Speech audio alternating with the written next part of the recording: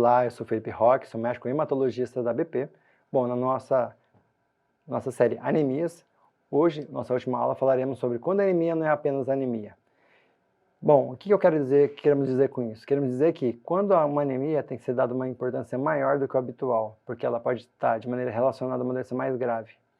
Então, tem alguns sinais de que a anemia está relacionada a uma doença específica e muitas vezes com maior risco ao paciente. Então, quando a anemia estiver associada a algumas situações, eu vou trazer para vocês, ela pode estar relacionada a uma doença oncológica hematológica chamada mieloma múltiplo. E quais são elas? Bom, uma anemia em que ocorre a presença de um pico monoclonal associado é um sinal indireto de anemia. E o que é o pico monoclonal? Nós temos no nosso sangue diversas proteínas e a gente pode fazer um exame e a gente consegue fazer a distribuição dessas proteínas conforme o peso delas. Então, a principal concentrante aqui, a que tem maior quantidade é a albumina, e aí as outras proteínas se diferenciam em, digamos, 4 principais picos diferentes: alfa 1, alfa 2, beta e gama.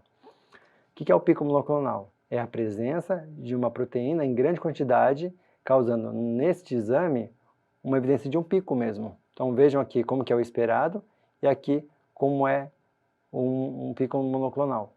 Isso aqui, quando associado à anemia, tem que saltar aos olhos e ser mandado para o hematologista, porque pode estar de trás de alguma doença hematológica específica. Não só mieloma, tem outras que podem causar isso também. Bom, uma outra coisa que temos que dar valor é quando você tem uma anemia associada à insuficiência renal. Havíamos dito que a insuficiência renal pode levar à anemia. Perfeito, de fato. Esse processo, na verdade, ocorre com rim crônico, ou seja, um rim que tem uma disfunção já há bastante anos.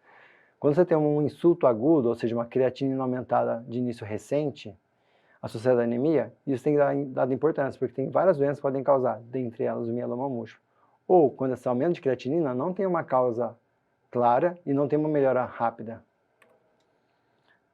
Uma outra condição é quando você tem uma anemia associada ao aumento de cálcio. O aumento de cálcio se dá no mieloma por conta de ser uma doença que acomete a medula óssea e causa um ataque na medula óssea que faz liberação do cálcio, que faz parte da matriz óssea. Então esse aumento de cálcio às vezes é um sinal indireto de que está tendo alguma atividade no osso relacionada a essa doença. E por fim, como eu havia comentado, é uma doença que acomete o osso, você pode ter uma maior fragilidade. Aqui são algumas imagens que evidenciam aqui alguns pontos mais claros no crânio, na coluna, em ossos, evidenciando uma doença em atividade.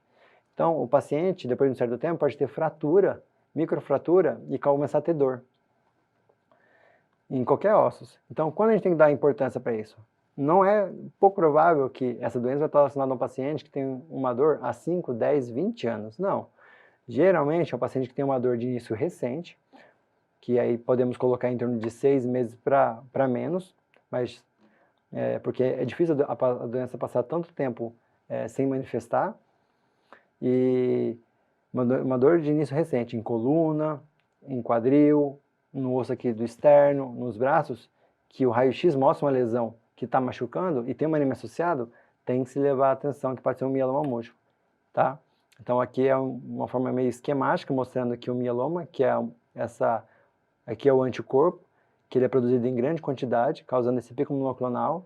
Esse pico monoclonal, essa proteína, ela pode se depositar no rim, fazendo prejudicar o rim.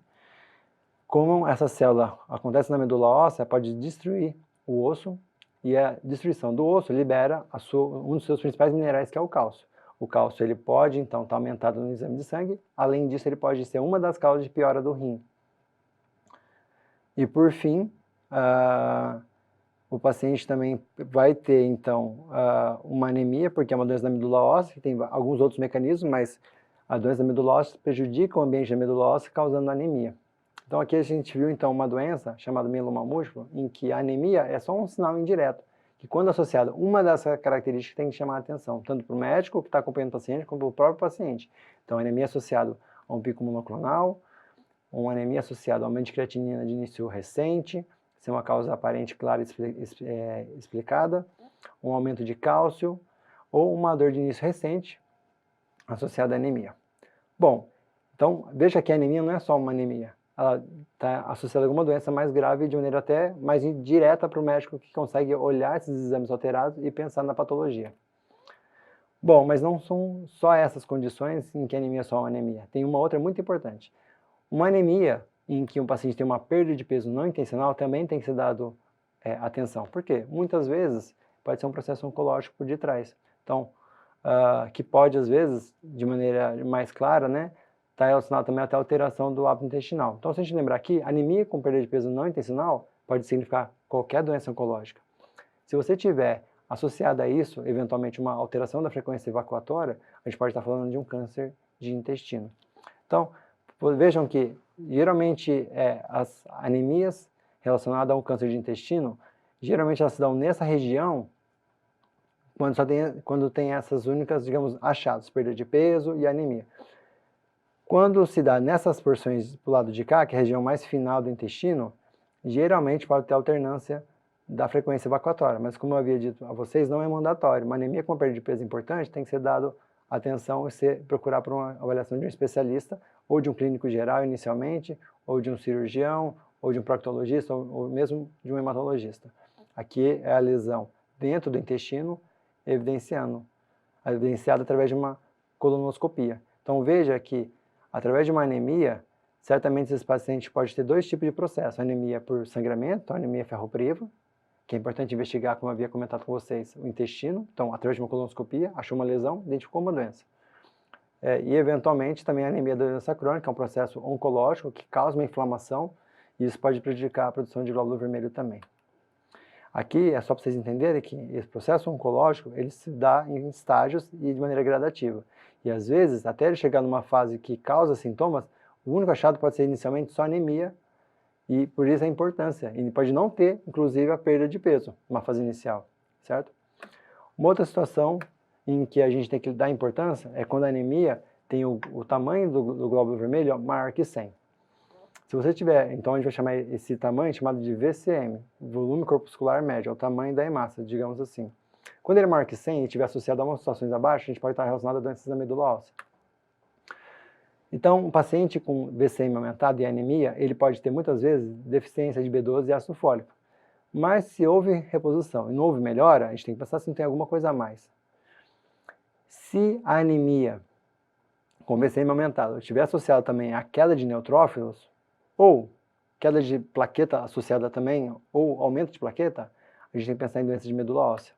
Então, essas condições, todas elas, não precisam estar isoladas, pode ser de maneira combinada, anemia com VCM aumentado, com uma dessas condições abaixo, pode estar relacionada a um problema na medula óssea. E a gente tem diversas doenças que podem causar isso. A síndrome mielodysplásica, uma anemia aplásica e uma leucemia aguda.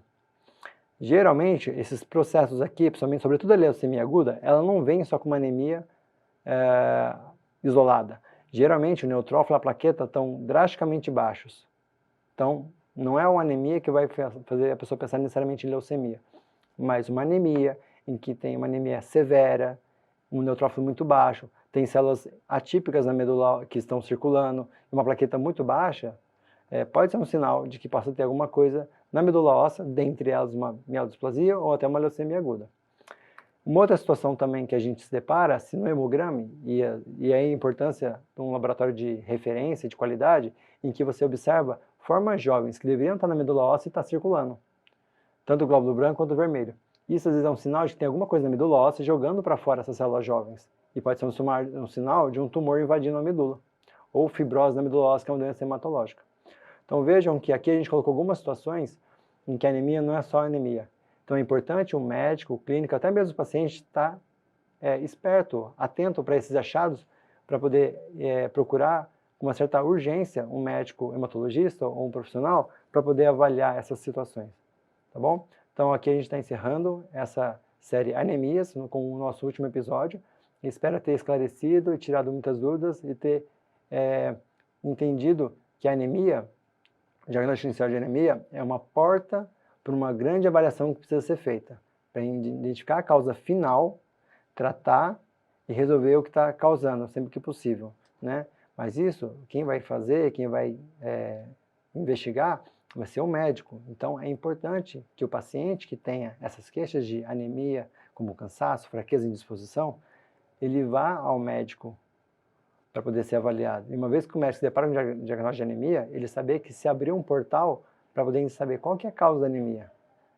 a causa final para que seja tratada de maneira adequada e não só repor os nutrientes ou hormônios. Isso é uma parte do tratamento muito importante, mas não é exclusiva, talvez não é tão importante a principal. A principal é tratar a causa de base. Enquanto você não resolver a causa de base, você vai estar aqui toda hora suplementando nutrientes e não vai resolver o que de fato está causando, certo? E lembrar que a transfusão de hemácias são situações específicas em que a gente precisa lançar a mão, certo? Obrigado a todos e até a próxima.